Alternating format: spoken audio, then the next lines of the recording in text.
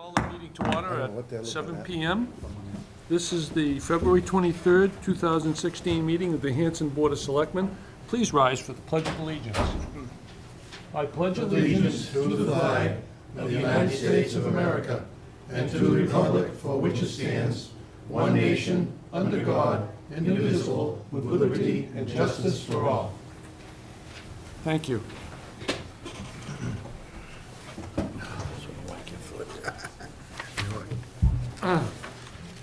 Public announcements and upcoming meetings.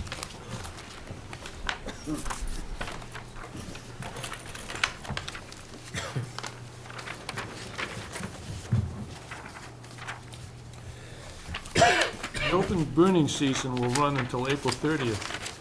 Permits are available at Fire Headquarters at 505 Liberty Street, daily from 9 to 5. The cost of the permit is $20, payable by check or money order, made out to the town of Hanson. No cash will be accepted. The next meeting of the Hanson Business Network is Wednesday, February 24th at 7 PM in the Selectmen's Meeting Room at the Town Hall. Please RSVP and/or forward future meeting topic ideas to Laura Fitzgerald Kemet at lfitzkemet@gmail.com. The 10th Annual Kids Fitness Festival will be held on February 27th from 11 to 2 at the Whitman-Hanson Regional High School. There will be free healthy food samples, a DJ, dance, karate, and cheerleading performances, a moonwalk, obstacle courses, an appearance from Kung Fu Panda, we don't want to miss that, and much, much more, all for $5 per person. Proceeds from this event will benefit the Panther Education Trust.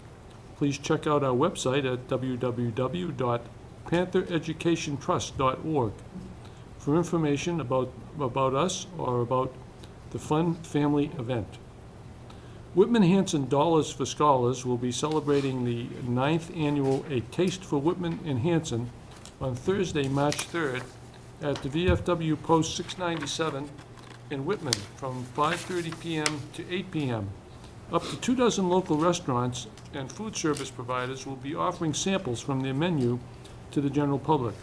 Tickets are $15 each with limited capacity. Ticket sales begin on February 15th at Duval's Pharmacy, Ford's Insurance, Sandy's Coffee Corner, and the town clerk's offices in Whitman and Hanson. A list of participating restaurants will also be available at that time. All proceeds from the evening will benefit Dollars for Scholars in the form of scholarships at awards night. For more information, please contact Michael Ganchert at 781-252-9683. Upcoming meetings, the Town Administrator Search Committee will meet tomorrow evening on Wednesday, February 24th at 6:30 PM. Is that going to be up in the upstairs meeting room? Second floor meeting room. Second floor meeting room. Also, the Town Administrator Search Committee will be meeting on Thursday, February 25th at 6:30 PM, same location. Nope, that will be down here in the Selectmen's meeting room. Oh, I'm sorry, down here. Final Plymouth County Hospital Reuse Committee will be meeting Friday, February 26th, 4 PM at the police station. Is that the final one? No, that's the name of the committee. That's the name of the committee, because we're hoping that it Okay, is, all right. that will not be the the final final meeting. one, because there's been so many, that one is, isn't it? final. We Is the haven't one met yet. before the last The one. one final is the one before the last. You mine. The Capital Improvement Committee will be meeting Monday, March 7th at 7 PM. And I didn't put this one on, but we're going to be, the Priority Repair Committee will be meeting next Thursday evening at 7 PM in the Town Hall. Mr. Chairman, the Highway Building Committee will be meeting next Monday at 5 PM. Okay? And that is the 29th? That's leap year, 29th. 29th, yes. Good luck. Okay, thank you very much. Mr. Chairman, to That this, completes our, there's no school on March 1st. We all got the notice, we should have. Yeah. No school in Whitman Hanson Because of election because day. of the presidential primary election day. Oh, okay. And Mr. Chairman, we still have openings on the Finance Committee and the Recreation Commission that we're looking Yes. for volunteers for. We're looking for volunteers on the, how many volunteers do we need for the Finance Committee? Just one. We need one volunteer for the Finance Committee. I believe that's a 7-member board. Right. And we need one volunteer for the Recreation. Recreation Commission. We have 2 applicants for that commission. We should be looking to appoint for that vacancy at our next meeting. So please get your applications in. They're available online, aren't they, Mary? Yes. On the Hanson website, or you can come in and pick up an application and then turn it into the Selectmen's office, because we need candidates for those positions. Please. Okay. Next on the agenda is the presentation of the OPEB, which means Other post-employment benefits, Mr. Chairman. other post-employment benefits and pension. And here to present that is our county treasurer, Mr. Tom O'Brien. Thank you, oh, you want? Sure. Thank you.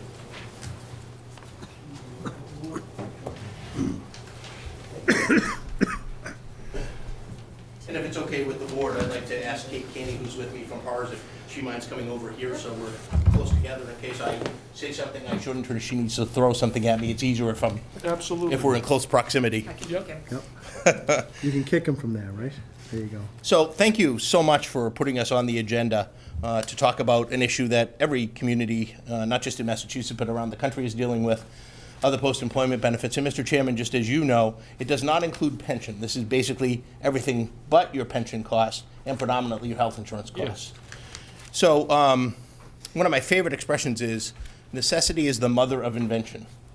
And in fact, the idea we're here to talk about today was the result of a request that we in Plymouth County received from our advisory board. In fact, you're a member on our advisory board, and we thank you for sending him to us for a number of years. Don Howard was instrumental in talking to the commissioners and to my office years ago and said, listen, we understand this is coming down the pike. Could you, as the treasurer of the county, look into it and perhaps come up with an idea to help some of our smaller communities down the road? I took that charge seriously. I spent a year and a half doing some significant research determining how we could help communities begin to address this issue, which we know is coming down the pike. And very much like the town of Hanson, Plymouth County does not have a large staff, does not have a lot of resources, does not have a big legal team, does not have administrative support. And so as I began to investigate how we could address this issue, I realized that what I had to do was probably put together a team. And so as I studied the options that were available to us and to you through the statute, I realized we might need to do something a little different. So just, I know you know this, and I do apologize to Mr. Mitchell because he's heard this before, but I'll try to make it a little different. I always throw something new in just to make sure you're paying attention. So the options available to us before we created PCOT were quite candidly, one, to invest with PRIT, the state fund, follow along on their investments. The challenge with that opportunity, even though we would get a better rate of return on our investments, because the state PRIT fund does fairly well, the challenge from our perspective was twofold. One, they required a $250,000 minimum contribution, which was beyond our capabilities. And two, they required a 3-year commitment, which was something we weren't very excited about. Also, they didn't have a lot of administrative support, so we still would have to bring administrative support to the table to make sure that we had created our own trust, that it was met the requirements under state statute and federal statute, which, as you know, can be tricky. So it wasn't the best option for us. The other option, of course, was to do it ourselves. So we could create our own OPEB trust. We could pick 5 trustees. We could hire a financial institution. The challenge with that option was the rate of return is never as good when you do it on your own because you're investing smaller dollars. So while you're investing with a PRIT fund, you can look or anticipate between a 6 and a 7% return. If you're doing it on your own, you can anticipate, even if you do a really good job, a 3 to 4% return, and the fees are higher. Additionally, I still didn't have the administrative support. So I said to myself, how do I solve this conundrum and provide something that will work for smaller communities and actually for all of the communities?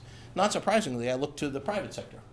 sometimes they come up with some pretty good ideas, and you may be surprised to learn that in the private sector, they had started something called the Multi-Employer Trust years ago, and put their resources together so that groups were joining together to get the maximum rate of return, maximum investment opportunity. And I also found out that in other parts of the country, public entities were doing that as well. So I took it upon myself to interview 3 of the best administrative teams that did this for other entities, predominantly in the West Coast, some down in Texas, and found after about 5 months of interviews that, in my opinion, the best team for me to try to partner up with was a company called PARS, Public Agency Retirement Services. I chose them for a couple of reasons. First of all, they'd been in the business the longest. In my opinion, they were the best. The service that they provide was significant, and Kate Canny is here from PARS, and she is the representative of PARS assigned to PCOT, the Plymouth County OPEB Trust. Their administrative support was fantastic. They had a significant number of assets, and they had partnered with U.S. Bank as a trustee.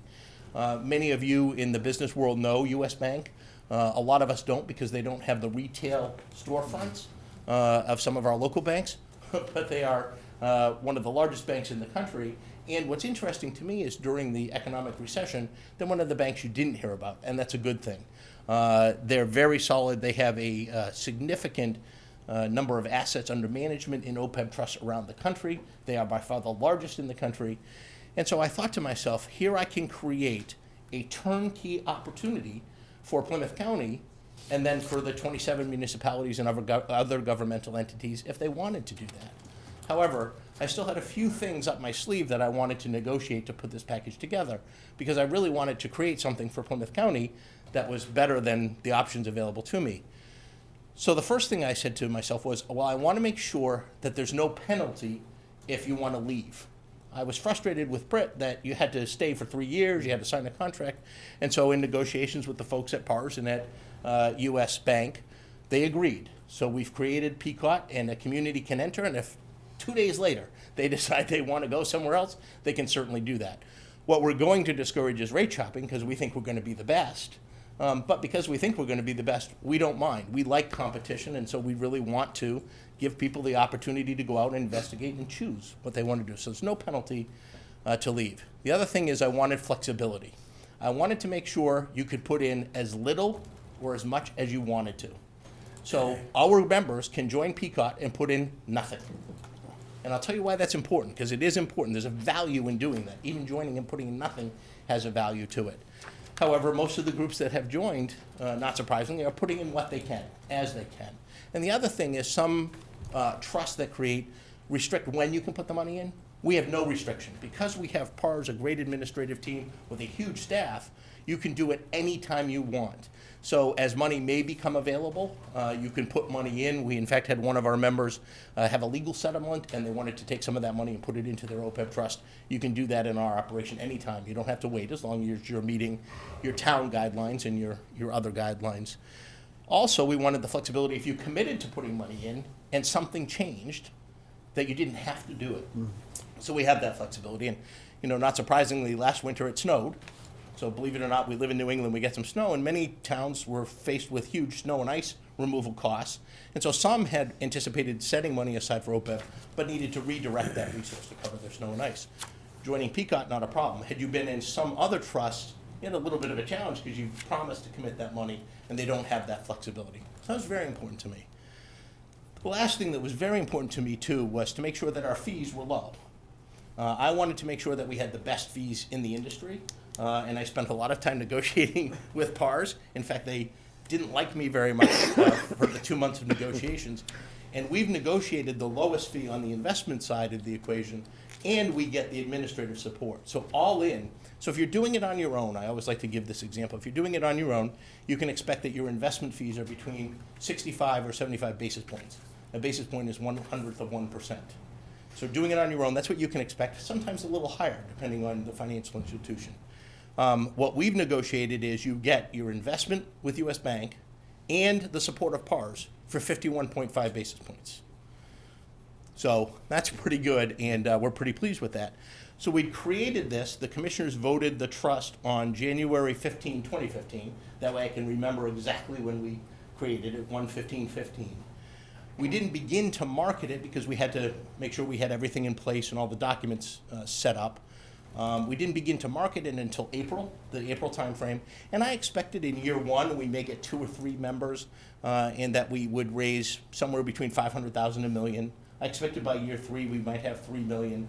By year 5, I was hoping we'd have 5 million in assets. But since we've created ourselves last January and really marketing on April 1st, between the time period from really June 30th to December 31st, we had 15 governmental entities join. And we have over 2 million in assets. So we have significantly exceeded our expectations. And I think we've done it because we've created a program that solves a lot of the problems for the communities that we were looking to solve for Plymouth County. What was fascinating to me as well is as I was creating it for Plymouth County, the other treasurers called me. So the treasurer from Bristol County, the treasurer from Norfolk County, the treasurer from Barnstable County, and said, Tom, pretty good idea. We like what you're doing. Can you open it up to the other counties as well? And so we did. So we have a geographic area that includes Bristol, Barnstable, Norfolk, and Plymouth County. You have to be a municipality or governmental entity in those 4 counties to join PCOT. Now, what's fascinating to me is that we've had communities outside those 4 counties that have gotten wind, read some of the newspaper articles, and I'll talk about one in a second, and they've asked to join. We feel pretty comfortable where we are. We don't want to expand beyond the 4 counties. We think that is a nice niche to service. We don't want to work Kate to the bone because she's the one that we rely on heavily to provide all of the administrative support necessary. But we think we have a great program, and communities are joining faster than we thought. Poor Kate and I are out almost every evening now talking about the program. I think one article that came out that began to sell the program for us was the town of Plainville joined PCOT fairly early in the process. And why did that get a lot of press? Because what's coming in Plainville? The casino, and they're dedicating some of the casino revenue to their OPEB trust. So that's actually going to help us grow our assets. So at this point, if it's okay with the board, we have a frequently asked questions sheet that I wanted to hand out. And then we had a, thank you. We have just a little presentation about Hanson particularly. So take one and pass them down. And I hand this out after I've chatted for a little bit, because if I hand it out before, you guys won't pay attention to me. You'll look at your booklet. And there's one for the media too, if the media, I know that over here who wants one. Okay. Do you have them? So just quickly, I've touched on most of this. The front page is just what is PCOT, that Plymouth County is the sponsor, but that we rely heavily on PARS and US Bank. Next page just shows who can be members. These are the first 15 on page 3 that have joined. You can see it's not surprising to me that a lot of regional school districts joined because they have a governmental entity that is pretty flexible. Whitman Hanson has joined, and we're very happy about that. Page 4 just talks about all the services we provide. I didn't highlight these, but it's very important for you to understand that there are federal guidelines and state guidelines, IRS regulations that you have to follow. We meet all of those guidelines. So when you sign up and join PCOT, you don't have to worry about any of those things. We already have an IRS ruling letter. We already have a legal letter from Murphy, Hesse, Toomey, and Lehane saying that we meet the state statute. So all of that legal burden, all of that administrative burden is taken off your shoulders and the shoulders of your team. How we're set up on page 5, and this is very important, we're GASB 45 compliant. That's huge, as you folks know. And what I really appreciate about PARS is that they have a team dedicated to following what's happening in the GASB world. It's not very exciting, I have to admit. But when the comment period was open on GASB 75, we were one of the people making comments through PARS to make sure that we're on top of what's coming down the pike. We're IRS compliant, and I can't tell you how important that is. A lot of communities are setting up their quote-unquote trusts, but they are not IRS compliant. They think they are, and they're trying their best. And we really respect communities that are creating their OPEB trust, but they're not creating an IRS compliant trust. And that was one of the concerns I had when we created this. It had to be IRS compliant, and then of course compliant with mass law. The next page just talks about how we're investing it. We have an investment committee, which is made up of our member units. In fact, our first investment committee meeting is happening in a week and a half. We have one selectman on our investment committee. We have one administrator on our investment committee. We have one member, one employee member on our committee. So we have a selectman, an administrator, a member. We have a treasurer, and then I serve as the ex officio chair on the board. The selectman that was voted on is Ron Clark from Carver. So some of you may know Ron. We're excited. I've known Ron for a long time from my state rep days, and he'll be a huge asset. Talking about the administrative services on page 7, I glossed over Par's experience and expertise, but 30 years in the industry. They are one of the first, if not the first. Actually, I think you are the first, right? And they've been doing this for a long time. They have 1,400 retirement plans across 9 different states, more than 375,000 plan participants. So we're getting good economies of scale. Next slide is just who's the trustee. This talks about U.S. Bank, why they're very good. I've been thrilled with U.S. Bank, a lot of support. We have a dedicated financial director. His name is Dennis Mullins. He'll be coming to our investment committee meetings. He'll be available if you ever need him in your community to come. So I think it's a real asset to have. And again, it's all covered in the ability, and when you join, these are the services you get. Page 9 just talks about why to join. I highlighted a few of these in my presentation. We highlight, of course, that it's ready to use. There are no startup costs, no cost to join. Actually, all you need to do is take a vote of the Board of Selectmen. I do apologize, it's a lengthy vote. It's about 2 pages long. It has to be read. Some of the boards, we actually had one who had an auctioneer on the board, and they read it pretty quickly. But the reason you have to do that is to be IRS compliant. So it's pretty important that that get done. Why join? Again, a few more highlights. Streamline, no red tape. Local support, that's important to me. And then, of course, we highlight no minimum contribution. No set level or frequency of funding. You can do it at your convenience, and that's extremely important to what we set up. And then we have signature-ready implementation documents already vetted by local counsel with a pretty good reputation, Murphy, Hesse, Toomey, Lehane. And there's also no fee, you said, I mean, no penalty to. No penalty, none. Yep, absolutely. This just talks about the pre-funding benefits. I didn't get into it because I was on a strict timeline by your administrator. I was told 15 minutes, and then Kenny got me down to 14. So I really want to talk about this if you're curious, but I won't bore you with the details. But I can tell you that we are ahead of the curve being GASB 75 compliant, and that's where you want to be. And there's a real benefit of doing this now. The steps to join, very straightforward on page 12. The trust documents are already done, put together. You would just need to vote. We have signature-ready documents that come in a binder, similar to the one in front of the chairman. We meet with your treasurer, who is the plan administrator by statute, and then you're in. Very simple. The town's role on page 13, just to contribute funds at your convenience. You submit disbursement requests because these are for retiree health insurance costs. And then monitor the reports through the board and through the treasurer's office. We have met with your treasurer already, and we also met with your accountant. And I think that's part of the reason we're here. I don't think we would be if they hadn't been fairly impressed with what we've put together. Page 14 talks about the value of doing what we're talking about, and this is for the town of Hanson particularly. So you folks currently have an unfunded actuarially accrued liability, also known as a UAAL, of $11 million. That's your pay-as-you-go discount rate. By joining an OPEB trust that meets IRS qualifications and state qualifications, very important, let me say that again. Joining a trust that is IRS compliant and state compliant, so that's really us or PRIT, getting a estimated discount rate of 8%, and that's where our actuaries are coming in. We use between 7 and 8%. You're reducing your liability fairly significantly by $5.5 million. How the trust can be funded, basically, on the next page is just put in anything. I like that. You can put in more if you want. That's what this is saying, but I like the first slide that covers it. You can put in whatever you want. Here's my favorite page. Everybody loves this page. In fact, Kate went to a presentation, and people are excited because I talked to you about the 51.5 basis points. Yeah. And you can see that. 20 basis points to PARS, and 31.5 to U.S. Bank to do the financial management. However, what I didn't tell you is as we hit asset benchmarks, those fees go down. So we actually expect that we will be at some of those benchmarks sooner than we had anticipated, and continue to lower our fees.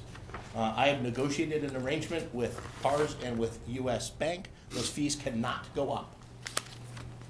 It is in our agreement, it's in everything that we've done, so I'm pretty pleased and proud of that, and I really thank PARS. That was not an easy negotiation, but they felt that they wanted to get into this marketplace. They've enjoyed the presentations, and they feel that it's a good group to be involved with. And then just the last page is the contact information. You can contact me, you can contact the Senior Vice President of PARS, Maureen Toll, or Kate, who is the Senior Consultant assigned to us particularly. The last page is just the legal opinion from Murphy Hesse, if you wanted to read it. We didn't want to just say we had it, we wanted to provide it to you. So essentially, we've tried to create one-stop shopping. You have a frequently asked questions sheet. I also have a brochure to hand out to you. And if you go to the website, Plymouth County, all of this is there. We want to be very transparent. Anything you want to know is on the website. I tried to go to the PRIT website to find some of this information. I don't know what they're charging for fees. I have a little hard time finding information directly as to what they're doing, but we spell it out, and if you need to know what our fees are, they're on that page we handed to you. So, Kate, did I miss anything?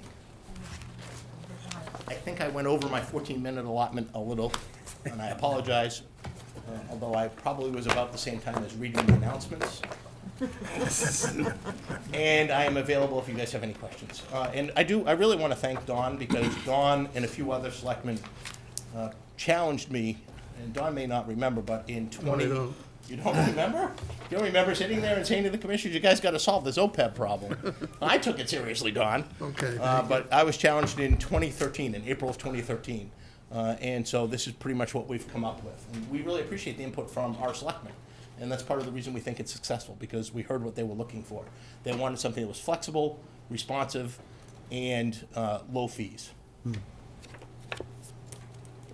So that's the Plymouth County OPEB Trust. So let me make this simple. We just started as a town putting money away for post-retirement benefits last year. Yeah, at the we town. approved it at town meeting. At We the set town up meeting. the ability to go into a We trust set it fund. up. Did we put any money away? Was it? Yeah, we did.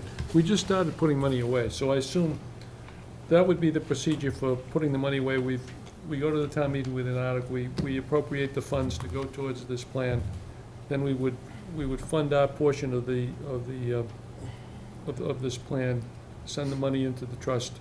And as we needed that money, as we found we needed that money, we would withdraw the money to supplement those particular budget articles? Is that the way it works? The first part of that is entirely correct. The second part needs a little tweak. Yeah. Think of this as your retirement pension Right, obligation. correct. So you contribute into the pension. You don't take that money out. It goes to cover pension costs. So you can put this money in. It's in an irrevocable trust. It has to be by federal and state law. Correct. And it is there for when the retirees need health insurance costs. Now, that being said, what some of our members contemplate doing, and you can do this, is pre-fund on an annual basis your retiree portion of your health insurance costs into the OPEB trust, and use that to pay that portion of your OPEB cost. But you can't pay active employees. You can only pay for retirees, and you would need to put enough money in to cover that cost. So the funding mechanism that you described is absolutely correct. So our groups that are joining, we've had groups that have had as much as $1 million, and groups that had as small as 10 or 15,000. They join Peacock, the money goes from whatever account it's held in most cases it's just a bank account, and it comes into the OPEB trust. It's an irrevocable trust. You have a separate silo, though, that is your money. But you're getting the benefit of the interest that everybody's getting and the low fees. And then when you're retirees, so just as you have to pay, just as we have to pay pension, Yes.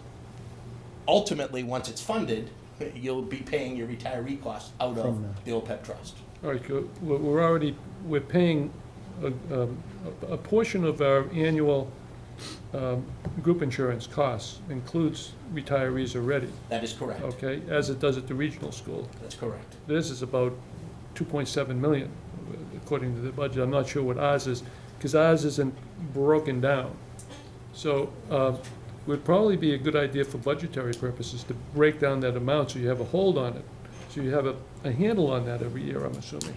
So you can break out Chairman. what's the We retirees. do break it down. Yeah, you guys, I know you Talk about have it that. broken down. Yeah, but the part that the town votes on at the town meeting. It's only total, but we could Yeah. break it down by, So you could basically break by that down, active so and you had retired a, employees. had a better handle on what those costs actually are every year. Yeah. And again, you guys do know, and we do know. Yeah. And that information is available. Think of pensions 30 years ago. Yeah, You know, people suddenly realize, oh my goodness, we're not really covering the true cost of retiree pensions. that's Right. correct. So we need to create a pension system. Yes, And it was created and it was to be fully funded here in the Commonwealth of Massachusetts by 2028, right? So you guys are part of the Plymouth County Retirement System. I'm the chairman of that system. And we were on a funding schedule to be funded by, we were actually on a funding schedule to be funded by 2022. At that point, when you're fully funded, you're only paying the cost of your active employees. We then are covering the cost of your retirees. Retirees, okay. You're trying to get there with OPEB, but you're 30 years from Ahead. being even, you're at the Behind, very yeah. beginning stages. And that's why what we've created is so helpful, because quite candidly, I don't know how many people you think I have as staff in the treasurer's office, but I have 3. You know, they're not gonna be able to provide the administrative support if I create my own trust. So I've done something where I get access to all that. I can't access at this rate of return unless I pool my resources with Hanson, Whitman, Hanson, the Upper Cape Regional Tech School. That's So as I coordinate and pool my resources with Plainville, I'm getting a better rate of return. I'm getting lower fees. yep, Mr. Chairman. yes, Just a couple of things. First of all, the town treasurer and myself, you know, think it's a good idea to join this trust, and for a couple of reasons. First of all, we know that we're not gonna be able to fund all this upfront. That's gonna be out over a period of time. Oh, And right, yeah. we started, you know, last fall by doing some funding, and then there's some appropriation being proposed for this annual town meeting, and then as time goes on, hopefully we'll be able to increase that contribution as we go on. But a couple of things that are very important is, number one, is we can get out of this anytime we want, which is a good thing. right. Okay, so if we feel it doesn't work, Yeah, there then we can doesn't, get out of it. doesn't seem to be a Okay? downside to There's this no at all. downside to that. But one very, very important thing, as Tom pointed out on page 14, is that if we join this trust, that instead of, it's a discount rate, or what they call it, instead of being a 4%, as it is currently right now, It's it 8%. would be 8%. So when we go out for bond ratings, when the bonding companies, you know, look at this and they say, well, gee, you know, we reduced our liability by 46%. That is significant when we look at, especially going out to borrow money and to get a bond rating, we actually get a better discount, you know, for borrowing costs and so forth. So that is a huge piece of this that's very, very important to us. And thank you so much. And Mr. Chairman, if I might, and I'm really glad your administrator pointed this out, because not only is that important on your bond rating, it's important because with GASB 75 coming down the pike, that liability is going to be taken as from a footnote position on your financials up into your financials. And so the lower you can get that liability, the better off you are. So you need to get a good discount rate. That discount rate is determined by your actuary. It's not determined by us. However, our actuaries that are doing it for the 15 we already have in are giving between a 7 and an 8% discount rate. My actuary for Plymouth County, and we're a member, charter member, we were told we could go 8%. I asked for a 7% discount rate because it gives me a little bit of growth if I need it. If I have to reduce that liability, I can change that discount rate. But so we have empiric evidence that our discount rate with what we've set up is between 7 and 8%. But it's a great point. I shouldn't have glossed over it so quickly. That's okay, it's a very important point. It's an extremely important point. Well, I'm sensitive to the time. Yeah, So, Mr. Chairman, we're not going to be able to vote on this, the board's not going to be able to vote on this evening, because, as Tom pointed out, there's this lengthy Oh, well, it'll thing. take me 15 minutes just to read the motion, That has so to we'll read, save that so- for next time. I bet you could do it in about 7 minutes. We'll put it on next week's agenda, I mean, the next meeting's agenda, and Yes. so the board can decide if they want to approve it or not. okay. And if it's okay, probably at the next meeting, Kate will be here, more than likely, or what is the date of your? Next We meeting, haven't set the date yet, have we? in March. The 8th would be the earliest, because the election's next Tuesday. Yeah, That's right. that's correct. yeah. Probably the 8th. Okay, well, you'll have either Kate or myself here, just in case you have other questions, but we'll have the vote that you need. and then there'll need to be some signature-ready documents Exactly. for you folks to sign. Are there other questions? I don't have any time to review, no, thank you. Well, we appreciate so much you coming and giving that great presentation. And like we say, there doesn't appear to be any downside, there's only upsides to this. And it's something that the town realizes it has to do, because those accrued liabilities are up there. Well, you have a great team. We appreciate your administrator and your staff and the treasurer and your accountant, because they've been on top of this. They've attended every meeting. I don't know how many of these have you heard.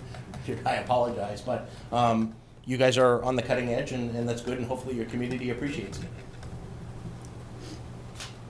Thank you. Thank you. Thank you so much. We'll see you at the next meeting. Yes. Yes. Thank you, Kate.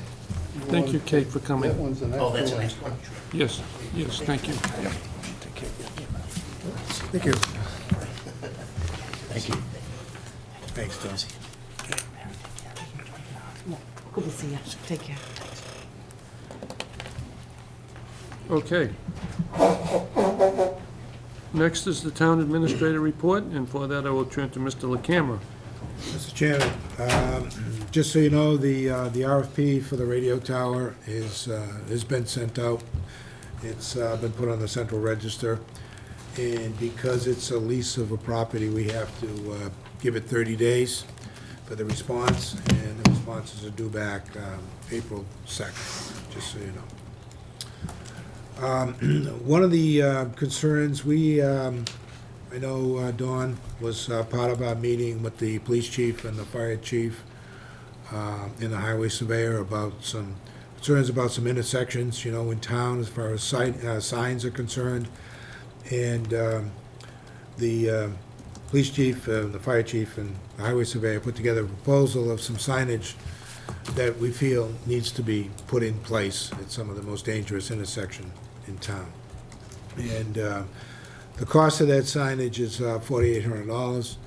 I had gone to the last Finance Committee meeting to ask them if they would fund a reserve fund transfer, and they agreed that they would. But I said I hadn't brought it in front of the board yet, so I wanted the board to be aware that we wanted to move ahead with putting some of the signage in place. Of course. Right, Don? Yes. Okay. So I'm going to head and ask the Finance Committee for the $4,800. Great. Okay? As you know, it's always difficult to provide, town vehicles for building inspectors' use and Board of Health agents and so forth, and other towns departments. I met with the town administrator in Whitman, and I talked to him about sharing a vehicle with Whitman. The building inspector, as you know, works half-time in Whitman, and he works half-time here in Hanson. And currently, we're spending between $1,800 and $2,000 a year of mileage for reimbursement of the employee. So we came up with two approaches. They have an existing vehicle, so we wouldn't have to buy the vehicle. And they estimated that the vehicle's value would be $18,000. So we could spread that cost over 3 years, which would be half of our $6,000, and half of our share would be $3,000. Or we could split it over 5 years, which would be $3,600 a year, divided by 2 is $1,800 a year.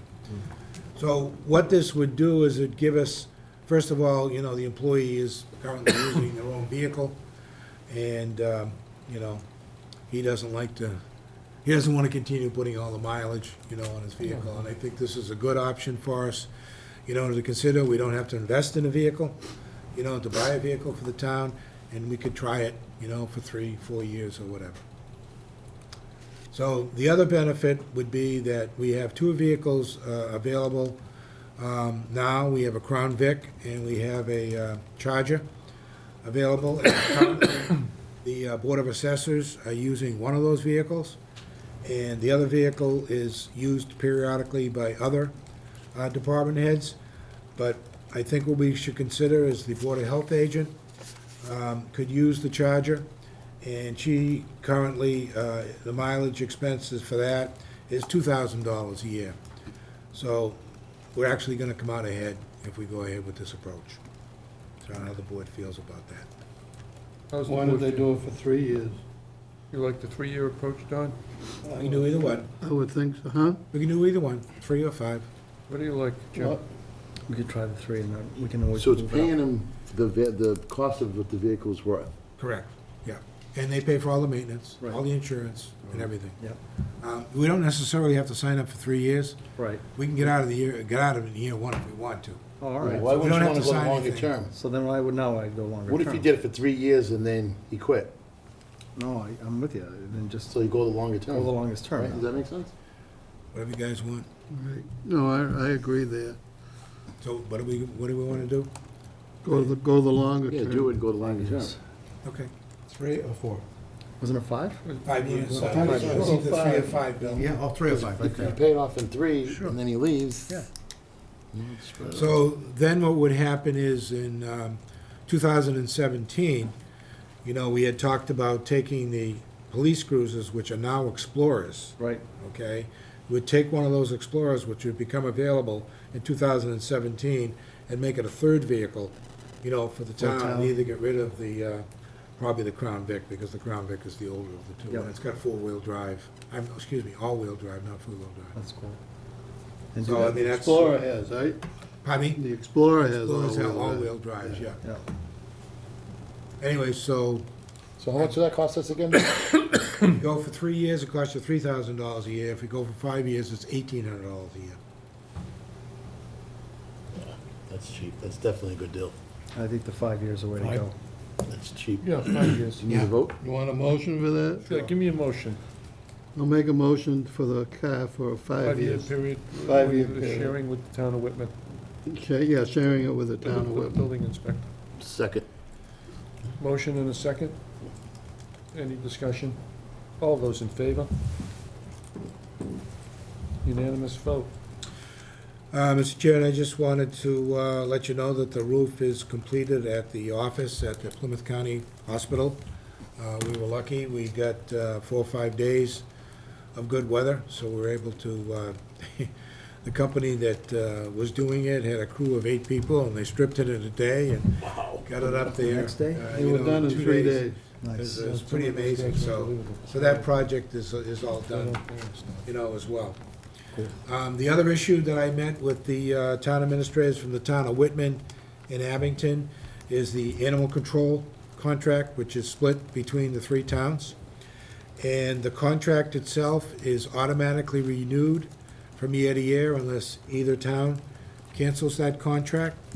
So, based upon the current fee that we're paying, our share is $20,000 a year, which is staying the same for fiscal 17 as well. And one of the things that we talked about is that they have 2 animal control officers, and between the 3 towns, there's like been 542 calls in a period of 6 months, which is a lot of calls. And so what they're going to do is hire another part-time animal control officer that would, you know, Augment help some- deal with the scheduling. And that's still included in the price that's already paid. Yes, the price won't change. Right. Okay, I think it's working out good on all 3 So towns. I would ask the board to approve that we continue with the contract with the town of Whitman and Abington for the animal control. motion, so moved. Do we want to vote on it, Rich? Yes? Yes, please. Can we have a motion to approve the So moved, contract for the I'll second. sharing of the animal control officer? right, between the 3 towns, Between the Whitman, 3 Hanson, and Abington. Yes. So moved. Second. All those in favor? I haven't seen any complaints about that. There's been a couple, but nothing Really? serious, Yeah. nothing too bad. I noticed she has a nice website, too, that you can go Yeah. into, and she posts on, they have a Facebook Yeah. page, where any Yeah. animal that she finds, they throw it up there right away, and usually within a few hours, they found the owner. Yeah. So I think they've got Oh, their act. well, they also have an adoption program Yeah, that's been and working they have pretty an well, adoption too. program, Yeah. yeah. Has anybody adopted Callie yet? Who? Callie. Who's Kelly? Oh, there's a dog named Callie. See Callie, the pictures of Callie in there? Anybody's adopted poor Callie, yeah. Yeah, don't tell my daughter. What's that? Don't tell my daughter. It's a nice dog. Yeah. She's a I'm real sure nice she dog. is, Call your yeah. house later. Right. Yeah. Rich, could I get, what, on the roof completed back at PCH, what was the cost on that? Do we have what the total number was? 13.5. 13.5, thank you. We can go on and look at it. Okay, I've met a couple of times with the Capital Improvement Committee to talk about some of the things that are going on, specifically the highway, bond project. And one of the things that I had talked to Christine, the business manager at the region, and one thing that came up in that discussion, she asked when the repair committee was gonna meet again, and now we know it's gonna be, because they wanted to get together as soon as they could, because they wanna talk about the McQuon roof project. The roof, yes, the roof. So what they're recommending, just so you know, is they're recommending, $25,000 to do an engineering study on the whole thing to see what needs to be done with the roof project itself, because some of the problems with the installation and so forth, and I think you've been part of that discussion, Bruce.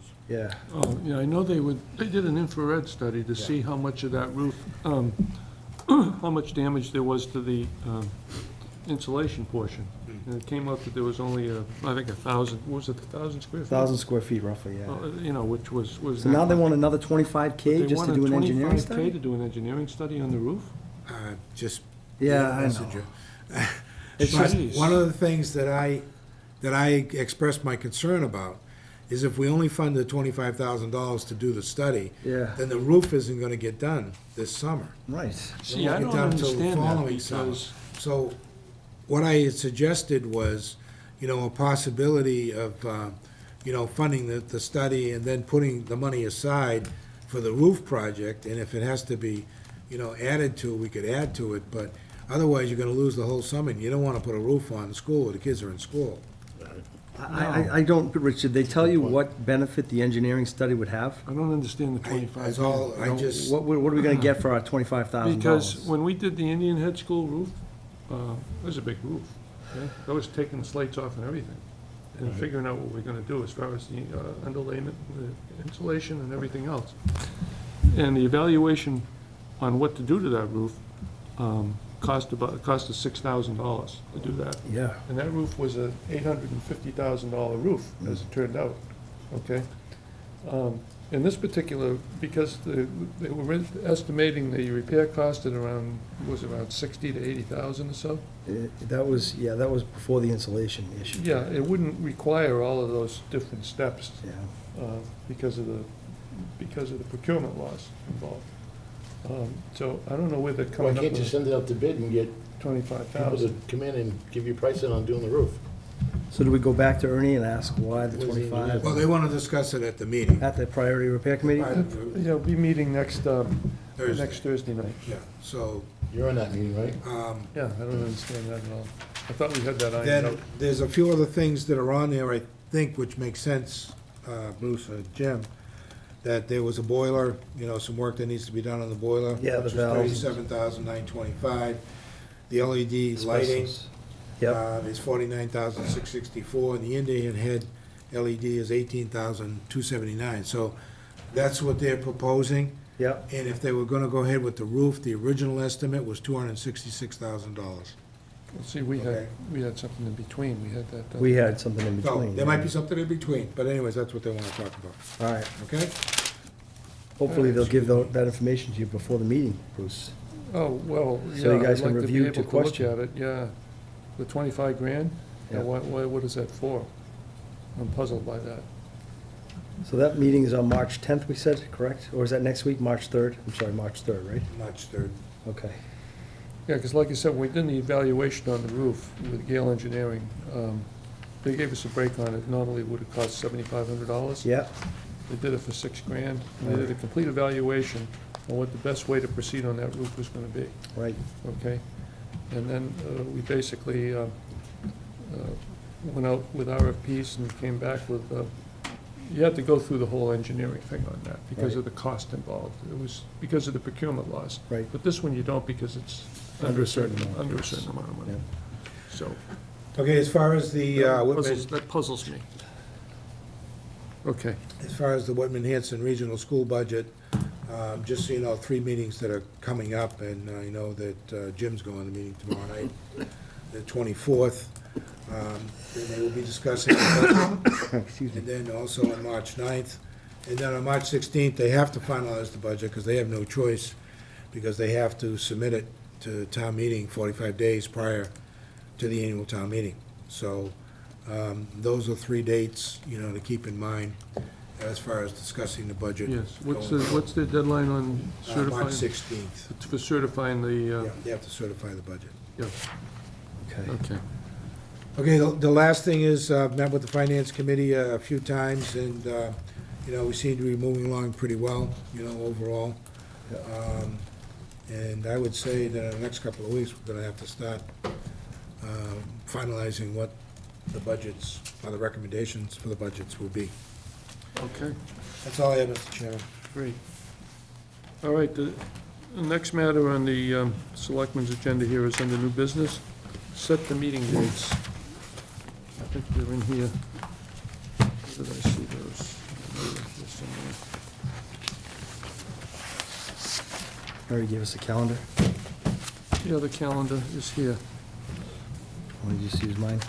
Yeah, I'll use mine. I have it, right here. All right, what's your pleasure? Well, we can't March 1st. We can't meet on March We gotta meet 1st. on the 8th. That's the election. We gotta do March 8th. March 8th? I don't know. We could do March 8th, 15th, and the 29th, and skip the 22nd. And if the 15th, it looks like that we could do, it looks like we need to go another one, just do the 22nd too, no? Mr. Chairman, a couple of things to keep in mind is that the warrant articles close on March 11th, Mary? Yeah, Oh. so we're March about to 11th. close the warrant. So we have to vote to close the warrant on the 15th, Okay, okay? And we definitely got to meet on the 29th, that's for sure. Yep. so Because we got to 8:15, get we might have to meet on the 22nd as well. Right. So we can 8:15, hold off 29. on the 22nd until we know We for can add certain. that if we have to. Right. Because depending upon where we are, as far as budgets and warrant articles and capital items and stuff like that, 8, because after that, the schedule, of getting ready for 29. town meeting, we gotta have it ready by, I think we put the date of April 11th, I think it was, Mary, wasn't it? We'll have to, the board will have to sign the warrant on the 12th, and I have to post it by the 14th, I think. Yeah, because then we gotta put it in the newspaper or whatever we're gonna What do you do. want to go, 8:15, so- 29, 5, 12, and 26? So you may have Sound to, good? Yep. you definitely gonna have to meet on the 5th, for sure. Yep. 5, 12, and So 26. why don't we plan out March and April Yeah. together both? And we can maybe hold off on the 22nd, but Right. March, see. Tuesday in April. 15, 22nd, 29th. 8, 15, Right. March 29. 8th, March 15th, and the 29th, March Get one 29th. of those. And then April the 5th, the 12th, 19th, and 22nd? And 5th, 12th, and 26th. 26th, yes. Okay. You should have it. Does in that sound there. good? And then town meeting's the 2nd, right? And town meeting is Town meeting's- the second. Okay. We're meeting the second. You should have it in there. So Check it then out. the 3rd would be marked off too, just in case. Yep. In case it goes 2 nights. It could very well go 2 nights. Yep. Okay. Mr. Chairman, I just want you to know that I have to go to the Eastern Bank's annual meeting.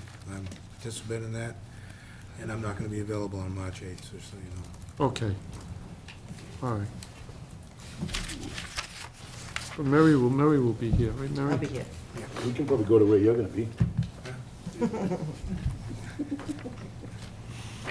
All right, so that takes care of that. Should we just finish May while we're here? What's that? Should we just do May too while we're here, and If you want it's 2 to. months enough? You want to do May too? What's your pleasure, Kenny? I think we should do May. I think we should do the 17th. Well, the 3rd, we have to mark off. Yep, we got the Because it might 3rd go back over. off. Do you want to do the 17th and the 31st? Depends, what day is Memorial Day? The 30th. 30th. So no, you don't want to do the 31st. You probably No. want to do the 17th and the 24th, and Okay, then skip for the long weekend, right? 3, 17, and 24th. 3/17/24. Okay. You got it. That gets us to the end of May. And then you're almost into the summer. Yeah. It'll be warm by then. Yeah. Warm now. It's really warm now. Literally. We turn down the heat. I feel like I'm in Arizona. I don't want to say anything. It's such a dry heat, I feel like I'm in Arizona. There's no moisture in here. I know, isn't it? Get the humidifier going, Tracy. Not the dehumidifier, but the Stay humidifier. away from that, will you? Take this one. No, I'm gonna She be, didn't touch it. It was me. I'm sweating up this cold, so that's good. All It's right, I not know, well. I'm sorry. I don't wanna get, All right, good, so that's settled. I Okay, gotta get away. My phone. I know. all right, we're going to skip the vote on the police contract, because we're going to take that up under executive session and come out of executive session, okay? Yep. So we're going to skip by that. And then the regional school representative is Jim McGann. And I've got a clarification here, I've given everybody a copy of this, on the a clarification on the duties and responsibilities under Massachusetts general laws for the regional school representative. So I looked this up, I got curious about it. And as it turned out, the regional representative last time was Jim Egan, 3 years ago. I checked with Mary on that, and he actually attended the school committee meeting the last time the school committee approved and voted on accepting the teachers, the educators union contract. It was back in, I believe it was 2012? April of 2012, okay? And he attended that meeting, him and a member of the Whitman Board of Selectmen, who they had appointed to be the regional representative to represent the contract negotiations on that particular thing. But I get curious about this, and I went online and I called it up. And it all comes under Mass General Laws, Chapter 150E, okay? Is where the language comes from. And it gives the authority to formulating the rules and regulations for establishing a municipal representative in regional school districts for collective bargaining to the Department of Elementary and Secondary Education, and they write the rules. And so that rule is number 4104, in accordance with Chapter 150, Section E. I don't want to bore you with this, but this is what's supposed to happen. It says selection of a municipal representative. It says no less than 21 days before collective bargaining negotiations commence or resume in a regional school district. The superintendent of the district shall send a notice to all chief executive officers of the members and cities of towns of the district. Or if there is no town manager or town administrator in a member town, to the chairman of the Board of Selectmen in that town, indicating the time, place, and date of a meeting to be held by the regional school district at which the chief executive officers of the chairman of Board of Selectmen shall elect one of their members to represent them pursuant to Mass General Laws, Chapter 150E. Okay? Yep. Now, under Section A, under Section 1, it says, in a regional school district where regional school agreements provide for weighted voting, in other words, in Hanson, we have weighted voting, it's like 60-40. So 60% of the school district committee, 6 of them are from Whitman and 4 of them from Hanson. But you can't split up a person 60-40. So Hanson gets 1 and Whitman gets 1. That's why Whitman has a regional, is supposed to have a regional school rep, and Hanson gets a regional school rep for purposes of labor negotiations with any collective bargaining unit that is at the regional school. And so in regional schools, voting in accordance with the law, such weighted voting shall be employed. B, a chief executive officer or chairman of the Board of Selectmen may designate a representative to attend the meeting and to vote in his or her place. And then they go one step further. They say, if the meeting of the chief executive officers or chairmen of the Board of Selectmen does not result in the designation of a representative, the superintendent shall notify the Commissioner of Education, who shall randomly select one representative among the chief executive officers or chairman of the Boards of Selectmen. In other words, if we don't do that, the superintendent's supposed to say, hey, they didn't do it. So they think it's so DESE. important, the DESE Comes in. will assign one of us to be the regional representative, okay? And then under section D, it says, the chief executive officer or chairman of the board of selectmen chosen to represent a member of the municipality may serve either personally or through a designee, and must serve through the designee if the officer or selectman is barred from service under provision of Mass General Laws, Chapter 268A, which is the conflict of interest law. So let's say the person who wanted to serve had, his wife was a school teacher at the region. He obviously couldn't serve because he has Conflict. they have some financial interest. All right, now it says the role of the municipal representative. It says, the municipal representative shall serve as a member of the school committee on all matters related to collective bargaining by the regional school district. Interesting, isn't it, Tracy? Actually serves as a member of the school committee, okay, for all matters dealing with collective bargaining by the regional school district. And it also says that the municipal representative may serve on the school district collective bargaining team, if any, if selected by the school committee to be a member of such subcommittee. So not only does that person get to act as a school committee representative, as a school committee member for all purposes of negotiation and collective bargaining, but if the school committee so chooses, that person can be appointed to be a member of the collective bargaining team and meet behind closed doors with the teachers' union to iron out and negotiate all of the proposals that have been being put forward by both sides.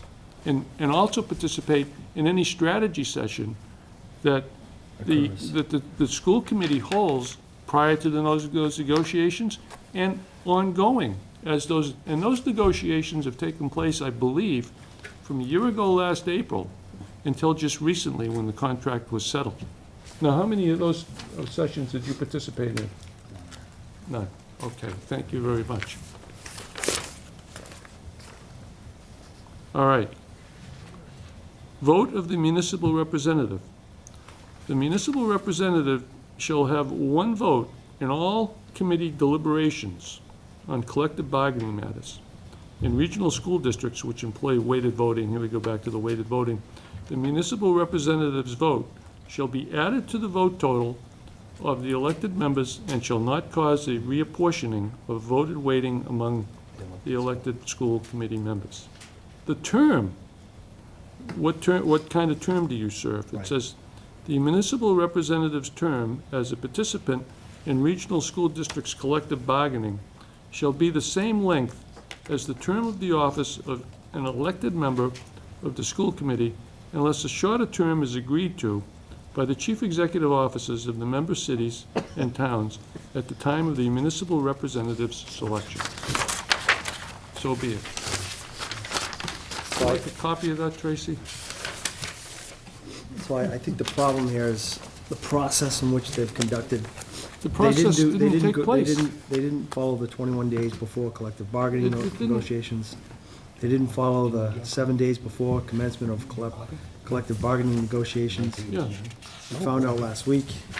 I just need one for my minutes. I went through the 2012 minutes and agenda for the entire town of Hanson, and I went through them thoroughly, and I found nothing in those minutes or on the agenda where it appointed Mr. Egan as the regional representative, or what they call it, what the real role of it is called, municipal representative.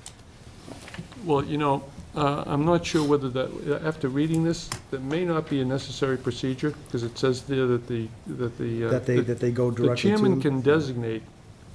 can designate somebody in the two-member region. Right. So they may have just called them and said, look, we need somebody to come over here, we've completed our negotiations, we're getting ready to vote on it. Can you come on over and we'll show you the, we'll show you the memorandum of agreement and the changes in the contract, and you can decide, you know, how you want to vote on it. But I would have expected to see the rules followed back then. So my point is that I don't believe they are. I don't think any notice was given 21 days before. If it was, it should have been mentioned in the minutes. And were you looking for motions, Jim, or I did was you looking- actually read all the minutes? I read Because- all the minutes and the motions. We don't know, but like I say, it doesn't appear that you even have to take a vote. Yeah, The vote's supposed to take place at the region. Right. because Jim was, I don't know whether he just volunteered to do it and it was part of Yeah, a no. discussion or what, but yeah. but there were discussions at meetings that had mentioned that sure. he hadn't been in the negotiations and that he just acts on voting on it, but he wasn't actually in the Yeah, negotiations. Okay. right. But the rule here, it looks like that, well, according to this, the school committee doesn't have to select you to take part of the negotiations, right? In the negotiating, that's behind it. You're talking about the negotiation sessions. Right. But But I should be part certainly of been the involved in any other, deliberation in of the strategy contract and sessions, the strategy sessions. yeah. pre-negotiation strategy Yeah. sessions, and any strategy sessions are activities that come out of those closed-door negotiations that go before the school committee. And I'm sure they've had quite a few executive sessions between last April and when they finally settled the contract in December or January, or whenever they settled it. Right.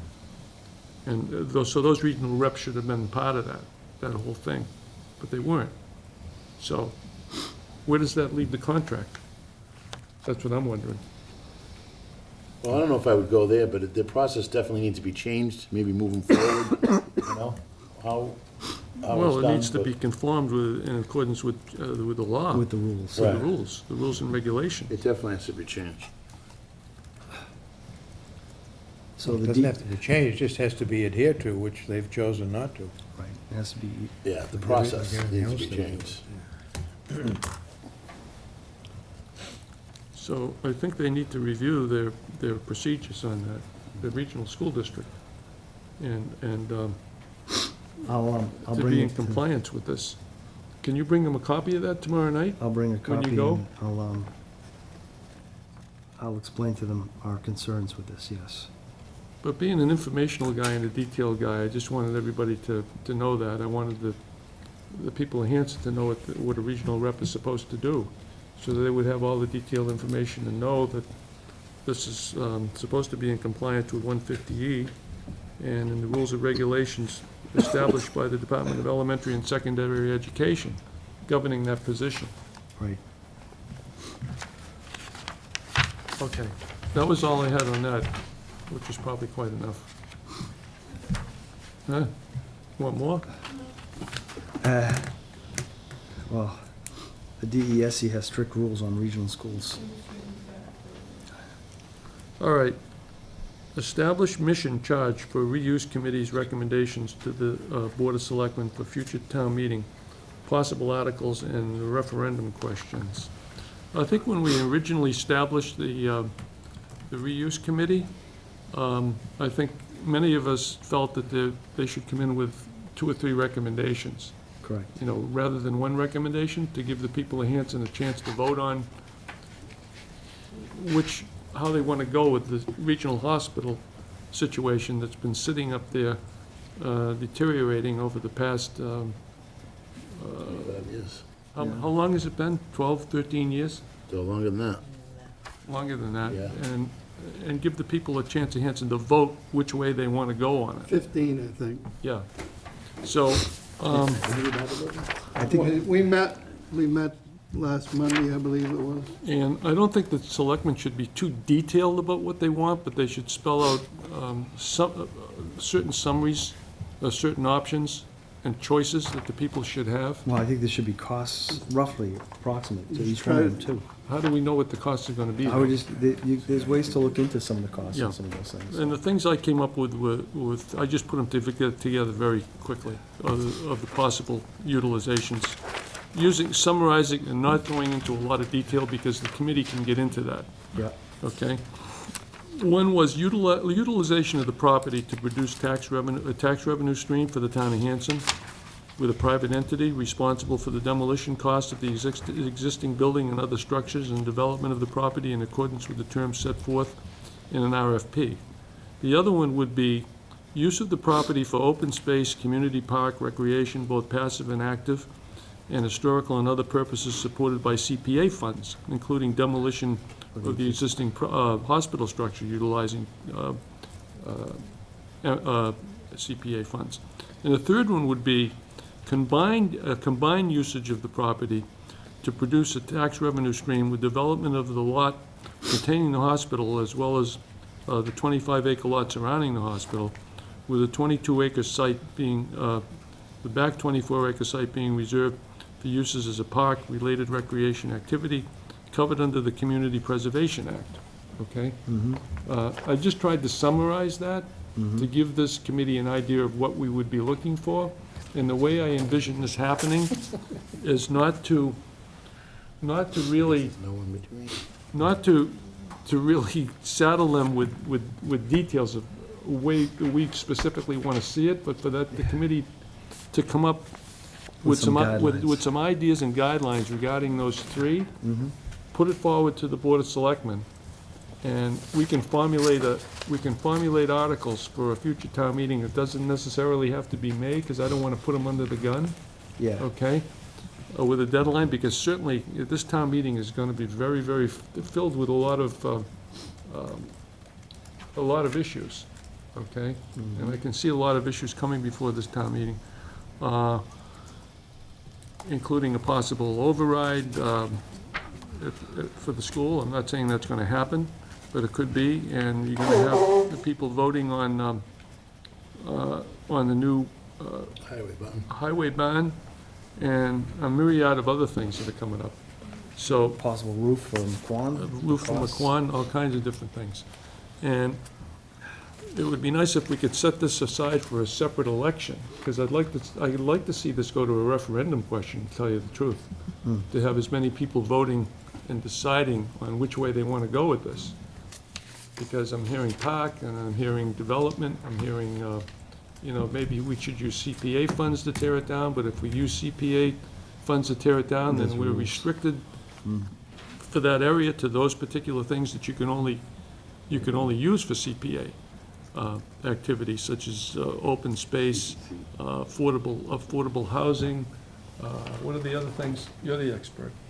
Affordable housing, Yeah, Open open space, space, conservation. recreation, historical. yeah.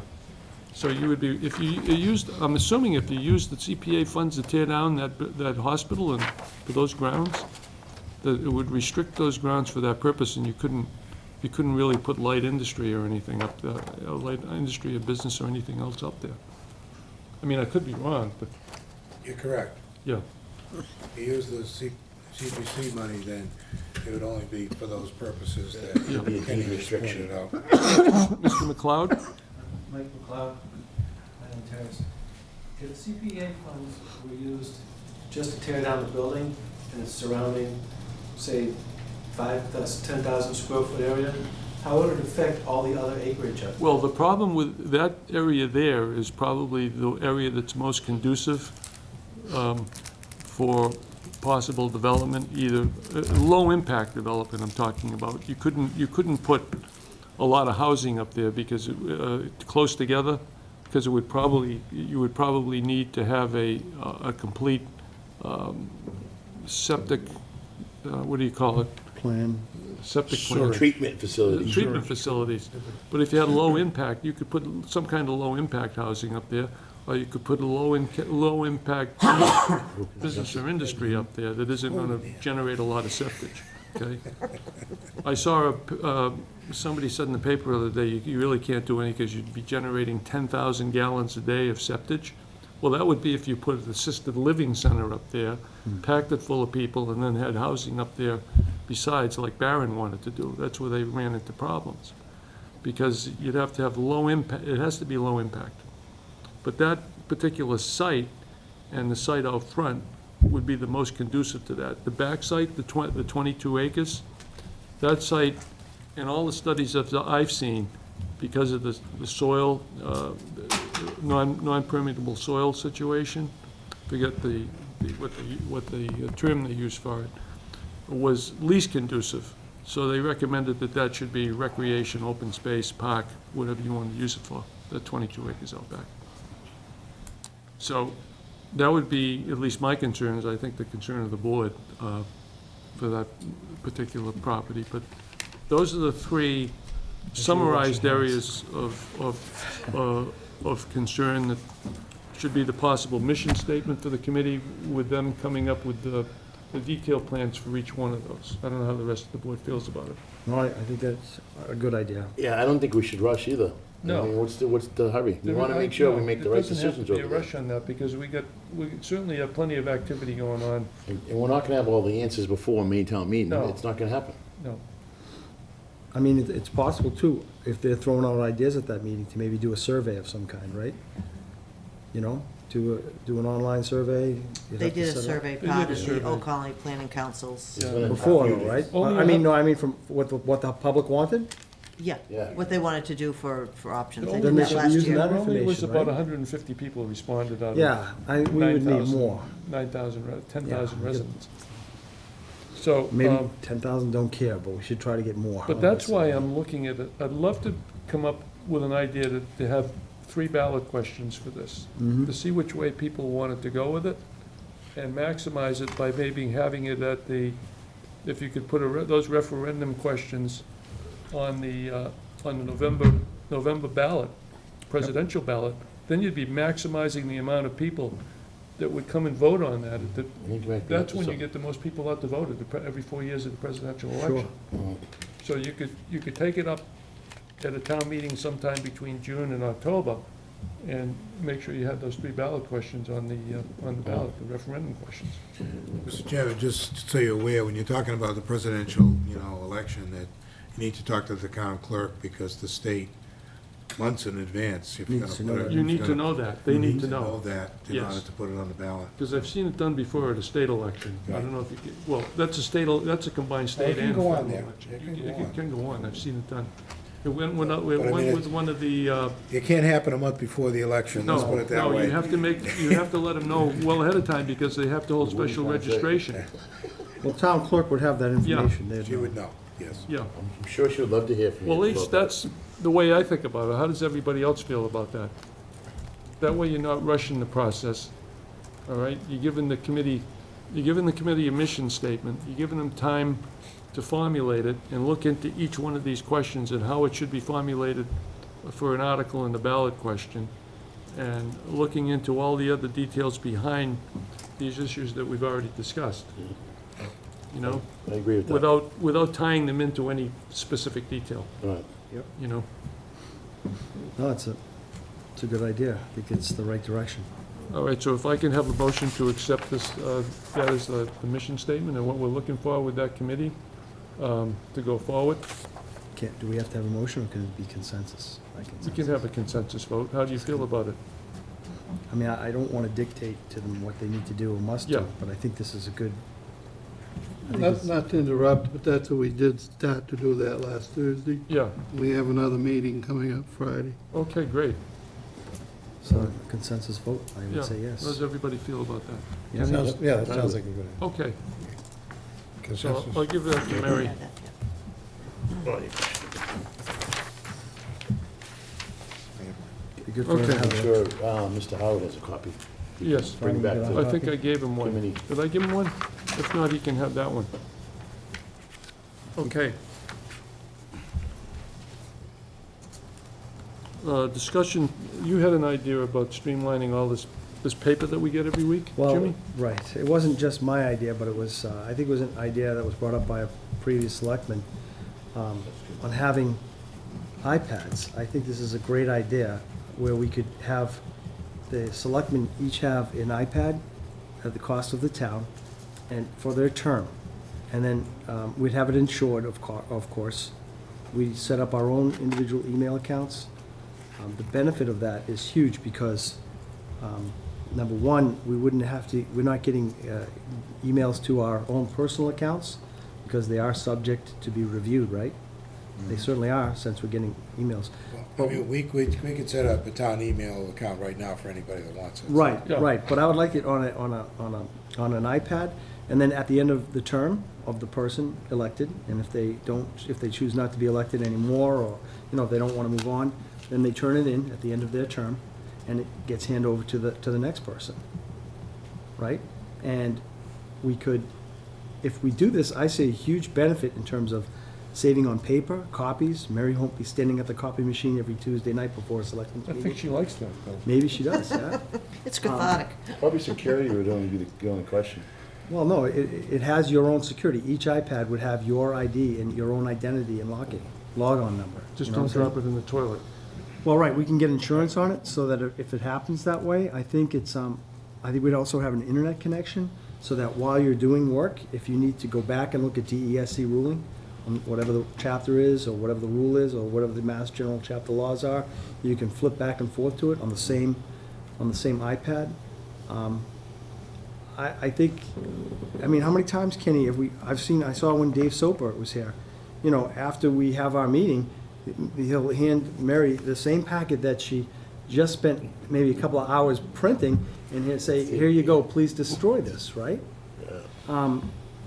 I see a huge waste with that. Mary, I don't think you'd object. I think you'd be glad. You could send out the stuff electronically as you do. My buddy Don could see it on his iPad too, right? After you teach them Wouldn't how have to to use call it? him. You don't actually call him. Don't laugh. And he Don't knows, laugh, Don. he knows. Are grandchildren included in the operation of this thing? And I think Chad Peters might be the guy to contact on Thanks, something Jim. like this, right? He, you know, if we could get What's an maybe, iPad cost? well, that's right, we get the individual costs, they vary. But It it could be depends on the anything size you from 800 want. Right, it depends on the size and all that. We could start off with the smallest So or the he could medium. set up the Maybe iPads we for could us? He reach could out set up to the the iPad regional for us. district and see if they've got any extras kicking around. Well, they might, who knows, absolutely. So, that way, when we come to these meetings, you know, we don't have to flip through all this paperwork.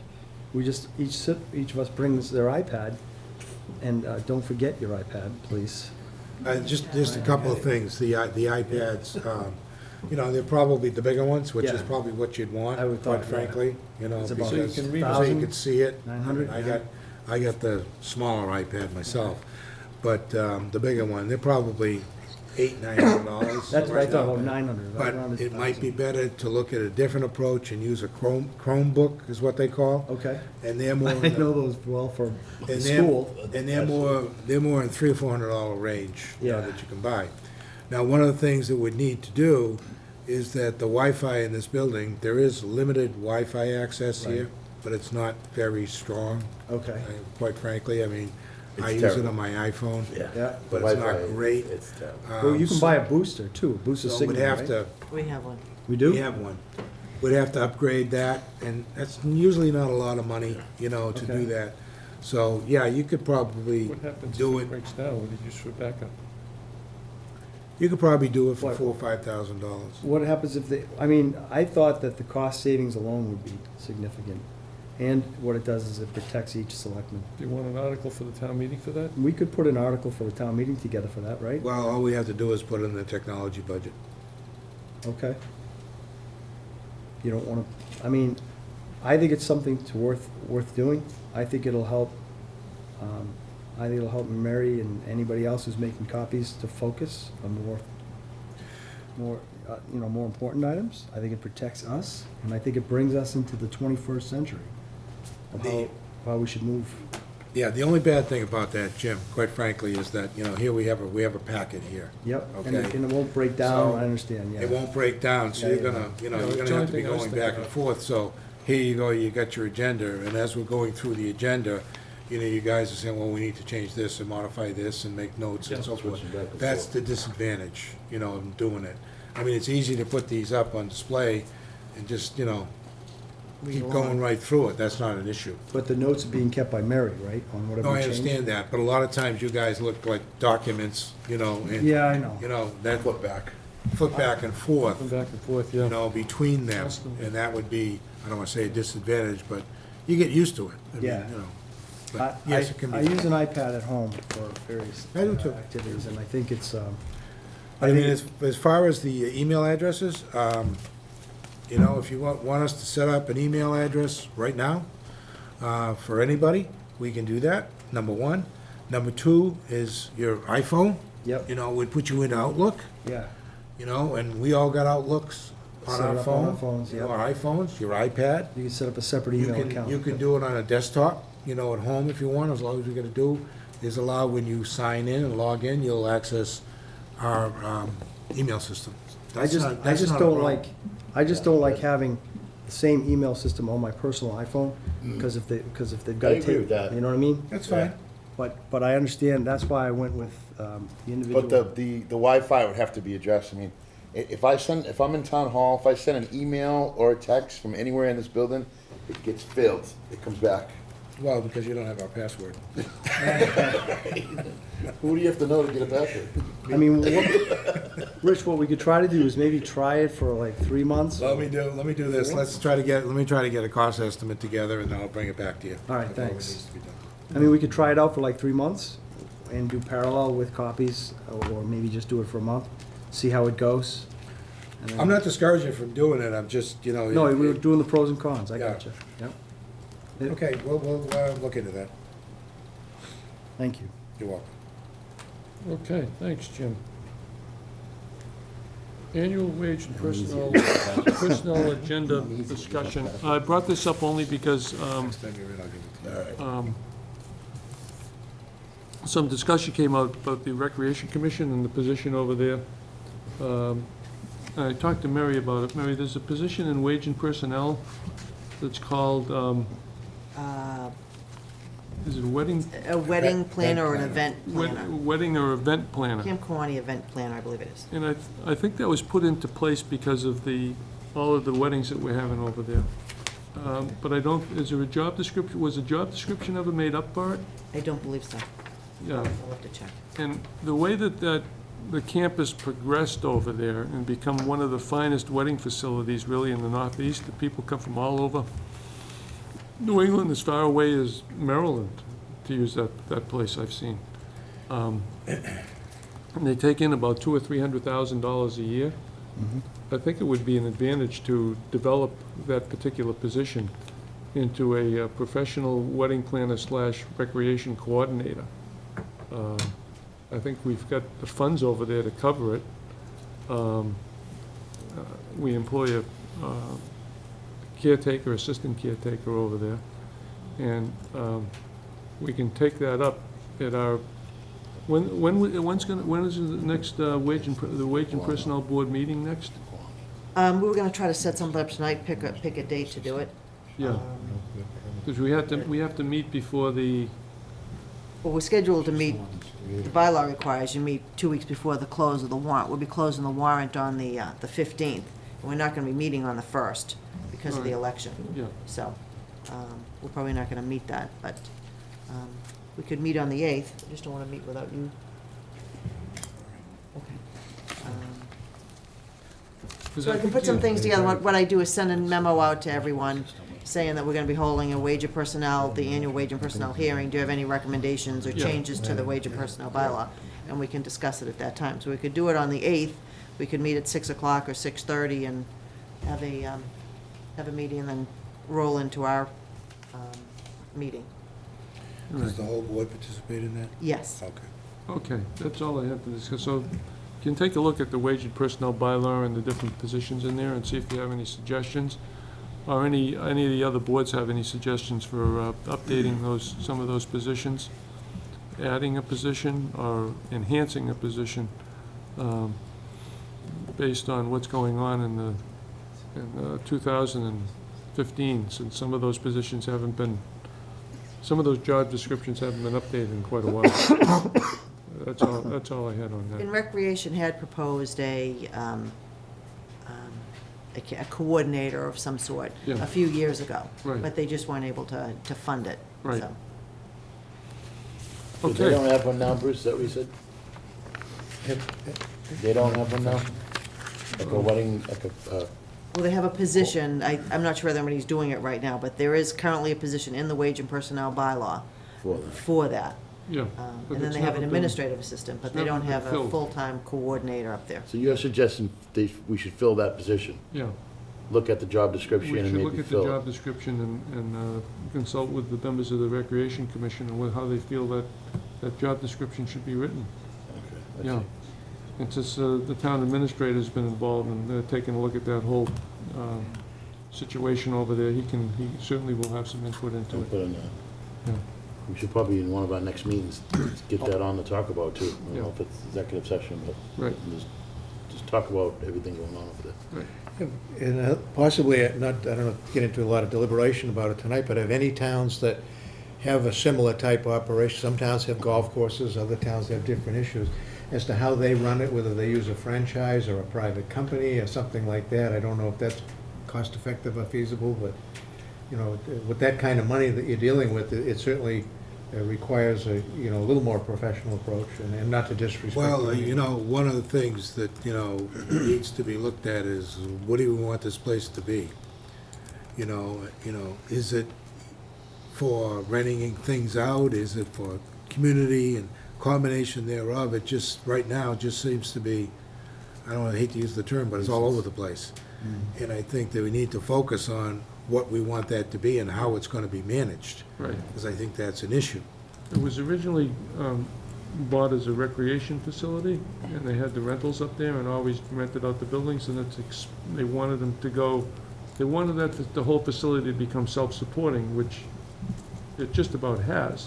I think, other than one position that, for some reason, couldn't be funded through the We fund enterprise the fund? administrative assistant Yeah. that works there through the town budget. Yeah, that's the only thing that's funded through the town budget, so it's, other than that, it's fully self-supporting.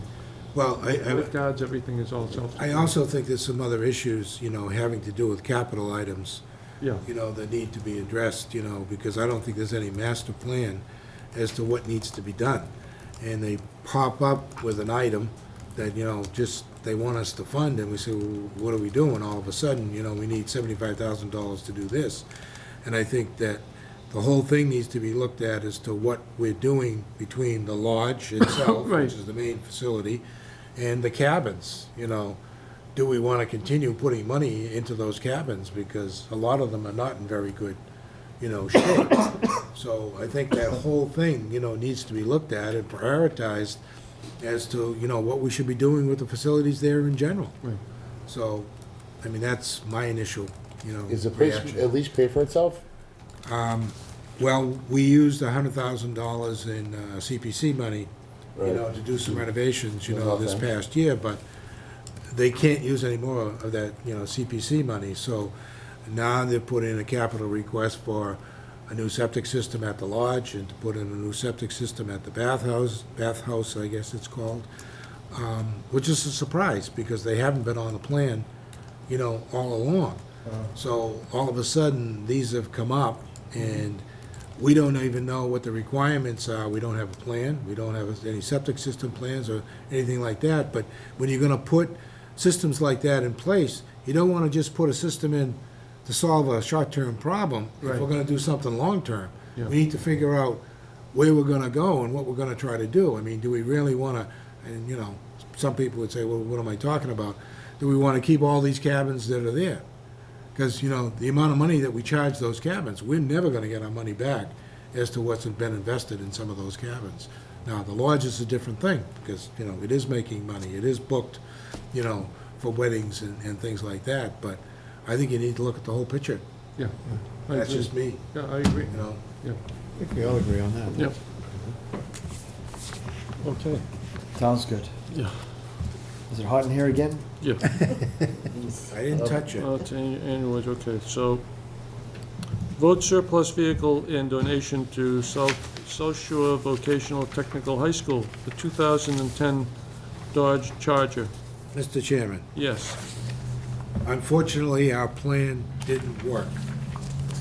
We're gonna take, we gave them one Charger, you know, as surplus, which was, you know, damaged and so forth and so on. And then we put an And the engine? goal was to take the other Charger, take the parts and the engine and move it to make a whole one. Right.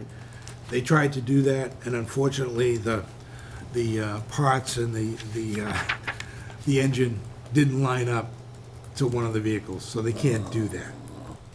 So they're disappointed, you know, because they committed to, you know, doing this for us to Were try they to able to get put it back together? just barely, but it's not workable, let's put it that way. So, we already donated the one vehicle, and they would love us to donate the other vehicle, you know, so they can work on it and practice on it and stuff, so that's what this is about. So what did they do with the vehicle then, Rich? They It's just, still there. it is? This is the one, we already gave them one, Right, and then we were gonna take this one, and give it to them? no, take- we were gonna use the parts from They were this gonna one give to it make a back. whole. But it didn't work. It didn't work out. Okay. So now we're gonna give them this one, and they're both junk anyway, so. Yeah. A motion to donate, 2010 Dodge Charger to Socio Vocational Technical High School Okay, Second. second, Oh, I beat you. for the purposes of surplus, right? yeah, And donating To, it, to declare it surplus and then. To To Declare declare it surplus. surplus yeah. and donate it to social. and donate to Socio Any Vocational discussion? Technical High School. I can understand their problems. I did the same thing with the 71 Buick Skylark. Oh, my God. That had a 350, that was a big one. It did, but I had to buy a Buick Wildcat engine and then change the motor mounts and everything else. Oh, my the God. Wires, Did you everything. do that yourself? I did, sir. My Did you, God. did you declare it surplus when you were done? I gave it to my brother. Those were the days. Oh, my God. Okay. Motion and a second on the floor. Any discussion? All those in favor? Aye. It's a unanimous vote. Thanks. Okay, old business. Discussion regarding membership of the final Plymouth County Hospital Reuse Committee. Is that regarding the, Butter? Well, because at the last meeting I wasn't at, but we determined that the zoning board member should not be sitting on the committee. Well, we questioned it. And you want me to explain the reason why, Jim?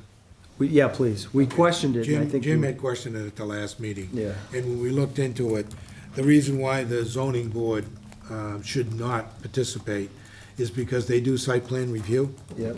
And for them, for the person to participate and make a recommendation on what the option is, and then turn around, and And have review to the plan. vote on it, they would have to exclude themselves from doing that. So it's best that no. So it wasn't necessarily the location where he lives?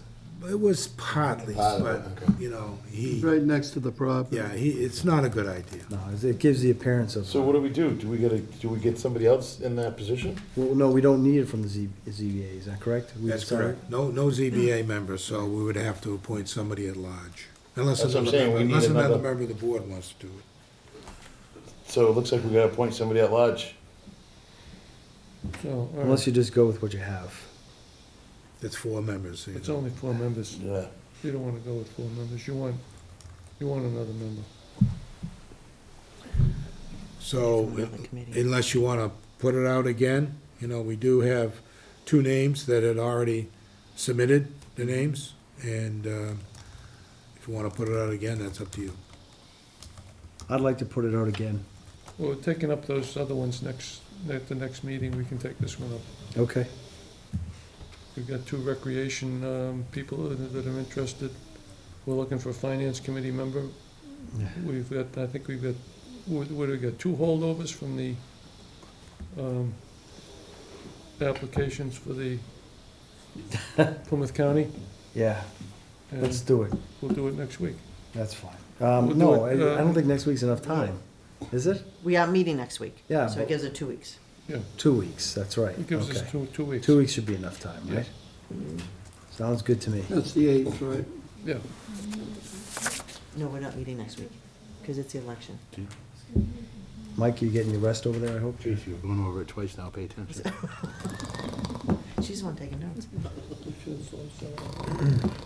Oh, don't be mean. Okay. What's next on the agenda, Mr. Chairman? let's see. Next on the agenda was, you're on the agenda. Clarification of use of social media, town employees. In your packets, you'll have the social media policy, but more and more direct, some of the comments from some of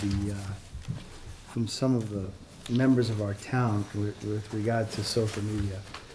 Social media is used by corporations, towns, to be reviewed for anybody who's coming in on a position that they're being hired for, whether it's being paid or not paid. Obviously, if we're bringing somebody into town and we look at social media and it's completely different from maybe who we want, I've seen pictures where they've got people who look like they're doing cocaine and stupid things like that, right? Behaving badly. Insulting people? Well, that goes up there as well. So, my point is. Engaging in a lot of mischief. Right. I think, since I'm the one who seems to be doing a lot of this, I think some other guys some of you might look at social media postings as well. I want to make it clear that, that it is a resource to be used, and it's something that's to be used wisely. For example, it's okay to disagree on a position. So Tracy, let's say you wanted the new school and I didn't want a new school, and you've made postings of that nature out there. That's fine. And then you come up for a position in front of me, I'd certainly vote for you. I wouldn't hold anything against you simply because you had an opinion that was different from mine, okay? But when your opinion becomes basically character assassination or character attacks to me, and the way I vote and what I've said and how I've done things, then I've got a problem with that. If you've put it out there, then that's on you. So I find it really bold for anybody to put attacks to me, maybe attacks to this board, which I've seen at different times, and then for anybody to submit an application on a position asking for our support. It doesn't make sense. Does it make sense to anybody here? No, sure as hell doesn't, and it doesn't to me either.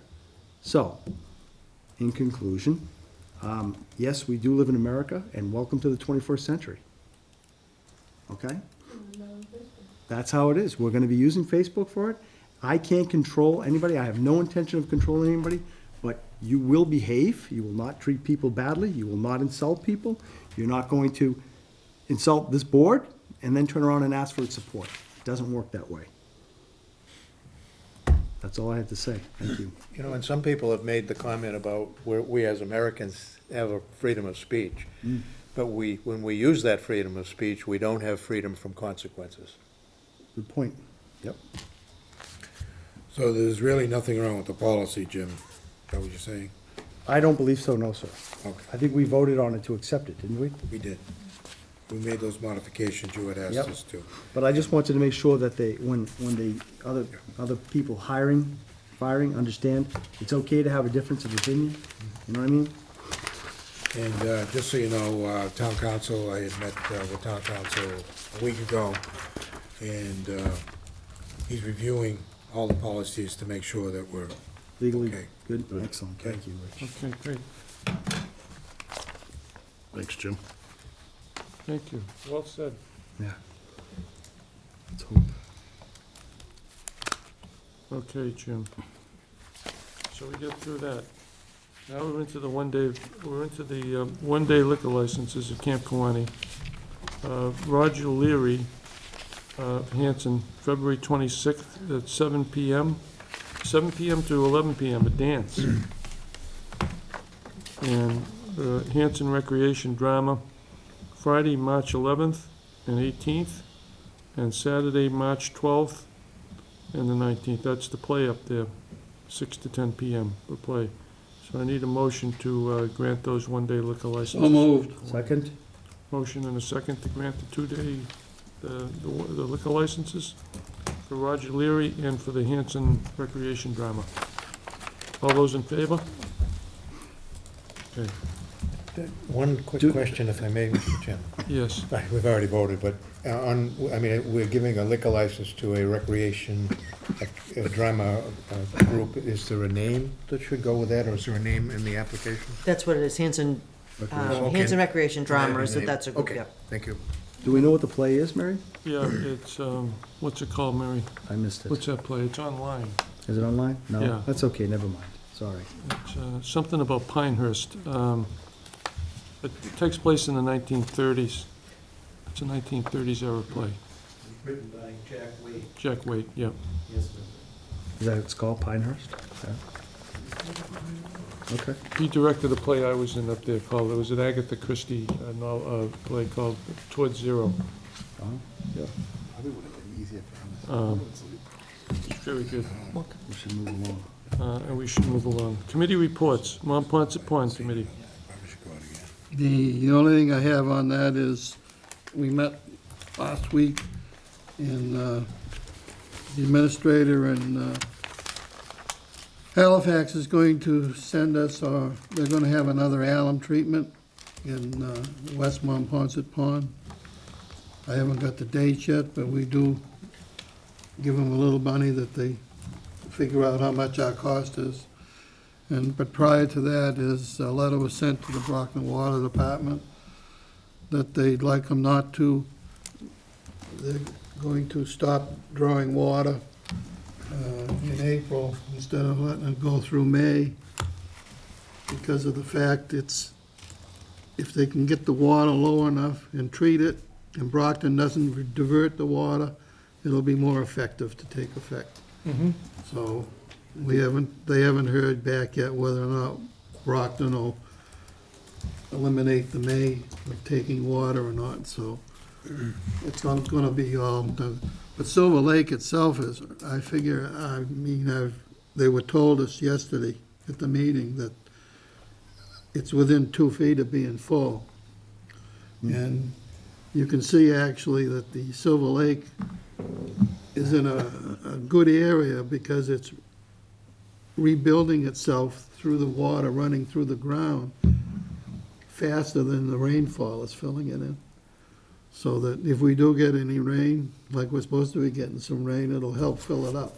Next few days. So if they get Silver Lake full, I think it'll be easier for Brockton to not take water. And that's the only thing I have on that. And that's been going on since like 1961 or 62. 64. 64. They actually sent out an email on the High Street water tank rehabilitation. We wanted us to commence and so forth. I forgot to say that. The company gonna do the painting for the tank. They're gonna be moving in equipment the middle of March, so that they can get an early start. If the weather prevails and it's warm enough, they'll get an earlier start so that it'll be better for the town of Hanson because we can get it done before the summer months. Are they gonna paint it the same color, Don? The blue? That was brought up today. They asked me what color it was gonna be. I says, I'm not gonna give you my opinion, but I think it'll be the same color as the tank in Halifax is. It's powder blue, like the sky. Match the sky. I think like the tank was originally when it was painted. So they had 3 different colors there, and I told them to contact Halifax and find out what color they had. And I presume possibly we have a meeting again tomorrow night, so that I'm sure that the discussion will be on that, so. There must be a lot of paint to paint that. Oh, it'll be a lot of paint. The one in Halifax has a lot of cell units on it. Does it? Yeah, Well, quite a few. You can sign up for those notices through our website too, I think, so. When you get your computer, Don, you'll be able to get all those notices. It was pretty well worded. I liked it a lot. I thought kudos to, if it was Chip or your department who put it on. It was well worded, informative. Okay.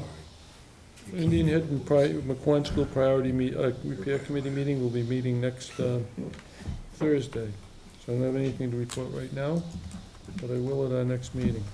The Highway Building Committee. Yes, Mr. Chairman, our most recent meeting was Monday night, last Monday, and it was a very productive meeting. We met with the architects, they're moving forward. They did a site visit on the 12th and spent a couple of good hours down there, taking measurements and pictures and estimating what the needs might be and any repairs might need to be done to the existing buildings if everything goes forward. We did have a discussion with Mr. LaCamera, myself, and I think Mr. Mitchell was there with the representatives from GEI, or the engineers responsible for tear down. They reached out to Hubble, which is the parent company, and Hubble has extended to the town an additional 4 acres to be included in that whole, I want to call it gift to the town. So it'll be approximately 7 acres of land that the Highway Department will be having use of once we actually take possession of it. We have another meeting coming up next Monday, the 29th, at 5 p.m. at the Highway Department. Anyone is welcome to attend. And we're going to meet again with the architects, and they're moving along very rapidly. We've set a March 14th target date for them having all their information for us to move forward. So it's kind of pushing them a little bit, but we need to, if we're going to get it ready for town meeting, we've got to attain those goals. That's all I have. Thank you. That's great. Thanks, Bill. And Kenny, for all your efforts. And again, without Mr. LaCamera's efforts on the technicalities and everything, we'd kind of be scratching our heads. So I wanna- Mr. I wanna LaCamera as well, thank you. Thank your you for efforts. your efforts in that. Yeah. Yeah, I have to agree with that, Bill. yep. Town Administrator Search Committee will be meeting tomorrow evening, and we're meeting Thursday evening. We have 7 candidates who we'll be interviewing, and those will be done in executive session. Once the committee arrives at, in accordance with state law, once the committee arrives at the finalist and presents them to the selectmen, then I'm pretty sure that those names of those candidates become public. Is that true? That's correct. The final 3 candidates become public. Yeah. Okay, great. Mr. Chairman, I'm sorry, how many did you say that you have? 7. It's 7, okay. Yeah. Is there a time frame, if any? Have you set a time frame to when that, well, you know when you're gonna interview. but- Oh, we're interviewing tomorrow. I would think at the close of the meeting on Thursday, we may have it very well be able to narrow it down, because we're scoring them as we're interviewing them Yep. and taking notes and everything. No, what's gonna be a start date? Oh. Tentative start date, I don't know. That would be up to the Board of Selectmen. Does he have to wait until fiscal 17 or not? No, it doesn't have to. Okay. Right, Rich? You're not going Rich is to. crossing. You don't have I to. mean, I was thinking, We're just shooting for April. Mr. Chairman, I was April thinking 1st. July 1 is a good target date. April When's 1st. July 1? He's more like April, he's looking at April 1. 2017. April, Yeah, after budget season. you're right. My Get through goal the is to budget get season. to the town meeting. Yeah, I can't attend a town Then meeting. you'd hire him and you'd want him to sit with Rich for, you know, for a period, for a period of time, sure. to acclimate himself to what's going on here in Hanson. Bring him in on the ropes. You know, all of the different things that are going on here, all the controversial things that he has to We prepare don't have himself any, for. we don't have any controversial stuff. No. I had about 25 folders. Town meeting, I mean, you know, that's gonna be an interesting town meeting. Okay, thank you. Final Plymouth County Hospital Reuse Committee. Bruce pretty much covered it all the way from the start to begin with. But we did have a meeting last Thursday here at this room, and we're gonna have another one Friday of this week at 4 o'clock at the police station. Okay, great. We're working with the 4 members right now Yeah. until we can get the 5th one. Okay, thanks, Don. That concludes our public session, and we'll be entering executive session now to conduct strategy sessions in preparation for negotiations with non-union personnel, to conduct collective bargaining sessions, contract negotiations with non-union personnel, police chief, administrative professionals, dispatch, fire, highway, and police unions, and also review memorandum of agreement with Regional School District Educational Association. Need a motion to that effect? So moved. Second? Moved and seconded. Are you in favor? Yes, I am. I'm in Okay. favor. I'm in favor. Yes. Okay. Yes, I'm in favor. We're in executive session. We'll only be coming out of executive session for the purpose of adjourning. If we do take any votes during that executive session, we'll announce that votes have been taken, and if a contract is, we might be approving a contract, and we'll announce that at the next meeting. Okay, we're in executive session.